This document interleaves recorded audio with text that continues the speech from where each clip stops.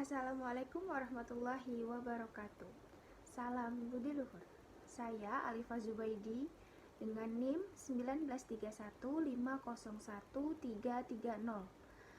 Pada kesempatan kali ini saya ingin menjelaskan materi tentang kepemimpinan strategi dan juga Blue Ocean Strategy untuk nilai tugas ulangan akhir semester dengan mata kuliah Manajemen Strategi yang diampu oleh Bapak Muhammad Mabrur Taufik, SAG, SEMM. Saya akan mulai pada materi pertama, yaitu kepemimpinan strategi. Yang pertama, tujuan.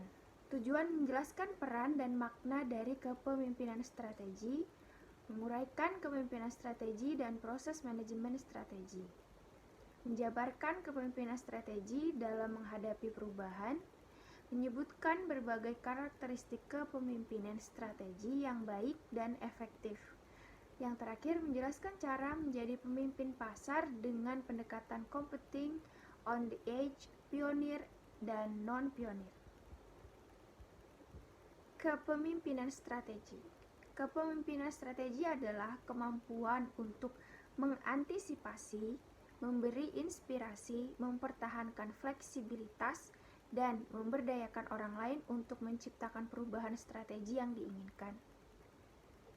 Kepemimpinan strategi ini perlu dikembangkan karena yang pertama, kepemimpinan strategi merupakan syarat bagi sukses atau tidaknya strategi. Dan yang kedua, banyak organisasi yang kinerjanya buruk akibat tidak dipimpin dengan baik atau terlalu banyak diatur. Selanjutnya, kepemimpinan strategi dalam menghadapi perubahan.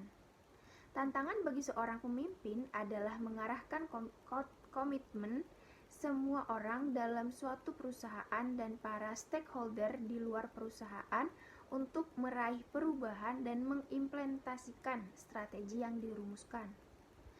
Pemimpin mengarahkan komitmen untuk mencapai perubahan dengan 3 aktivitas utama yang saling berkaitan, yaitu yang pertama, klarifikasi maksud strategi, yang kedua, mengembangkan organisasi, dan yang ketiga, membentuk budaya perusahaan.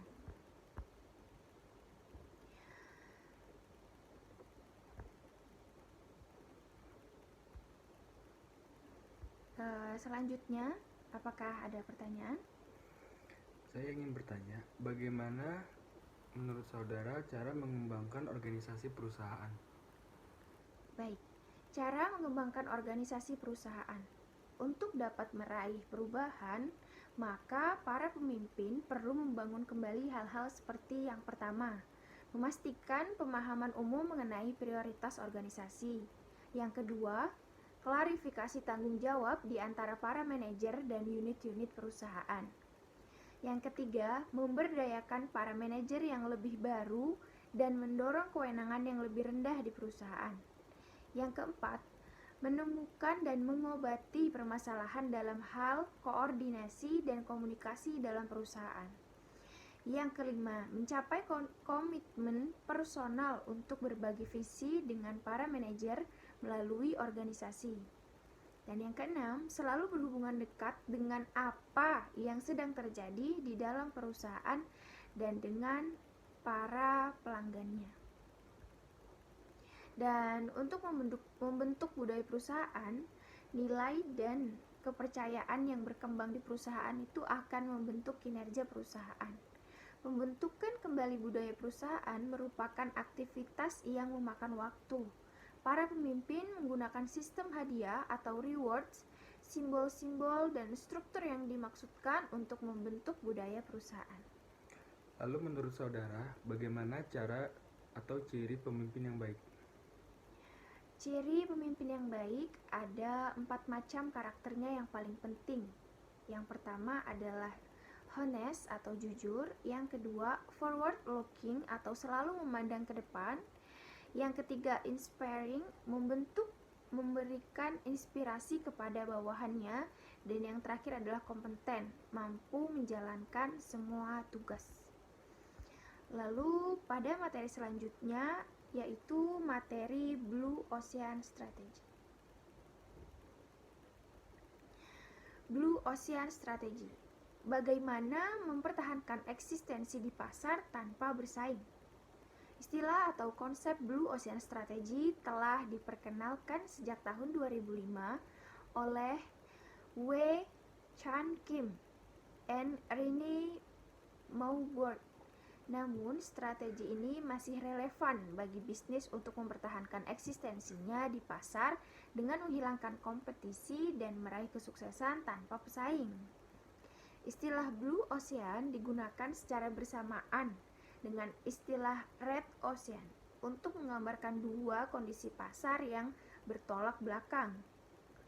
Red Ocean menggambarkan kondisi pasar tradisional yang penuh, sesak, dengan tingkat persaingan yang tinggi atau berdarah-darah, sehingga kesempatan bagi bisnis untuk memperoleh laba dan berkembang semakin berkurang. Sedangkan istilah Blue Ocean menggambarkan situasi pasar yang belum terjamah atau belum banyak diketahui, di mana permintaan diciptakan oleh produsen sehingga masih banyak kesempatan bagi bisnis untuk berkembang. Dalam pasar yang bersifat Blue Ocean, kompetisi menjadi tidak relevan karena belum banyak pembisnis yang memasuki pasar yang lama, atau bisa jadi bisnis kita merupakan satu-satunya pemain dalam bisnis tersebut. Seperti sifat samudra yang berwarna biru, pasar yang diciptakan dengan Blue Ocean Strategy masih sangat luas, berpotensi untuk dikembangkan dan nyaris tidak terbatas. Menurut saudara, mengapa masih banyak perusahaan yang masih terjebak dalam pasar Red Ocean alih-alih berpindah ke pasar Blue Ocean?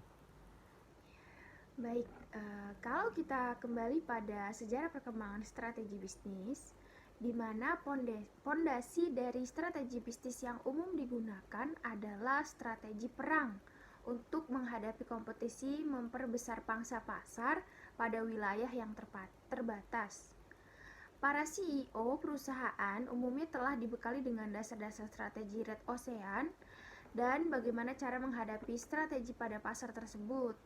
Ketika bisnis didorong untuk melakukan strategi Blue Ocean, tidak banyak pedoman yang dapat diikuti untuk menciptakan pasar Blue Ocean dan menjalankan strategi tersebut. Inilah yang menyebabkan sebagian besar CEO tetap berfokus pada Red Ocean, pasar yang sudah mereka pahami di mana mereka siap bersaing di dalamnya. Karena prinsip dari Blue Ocean Strategy adalah menghilangkan kompetisi dengan menciptakan inovasi pada value yang dibawa oleh bisnis, bagi value bagi perusahaan maupun value bagi konsumen.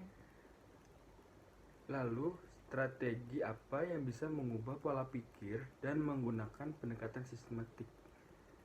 Ya, strategi ini bisa dilakukan dengan mengubah pola pikir dan menggunakan pendekatan sistematik dengan beberapa cara, yaitu yang pertama, menghapuskan faktor yang tidak memberikan nilai tambah terhadap persepsi konsumen. Yang kedua, kurangi faktor yang berlebihan untuk mencegah over delivery atau pemberian value berlebih kepada konsumen. Yang ketiga, tingkatkan faktor penting untuk menghilangkan kompromi dan meningkatkan value yang ditawarkan industri kepada konsumen. Dan yang terakhir, menciptakan value yang belum pernah ditawarkan oleh industri. Dengan menerapkan pendekatan sistematik tersebut, perusahaan akan menciptakan diferensiasi dan meningkatkan nilai tambah yang ditawarkan perusahaan kepada konsumen, sehingga perusahaan akan dapat menciptakan pasar Blue Ocean yang bebas persaingan dan meraih keberhasilan di dalamnya. Baik, sekian materi yang dapat saya sampaikan.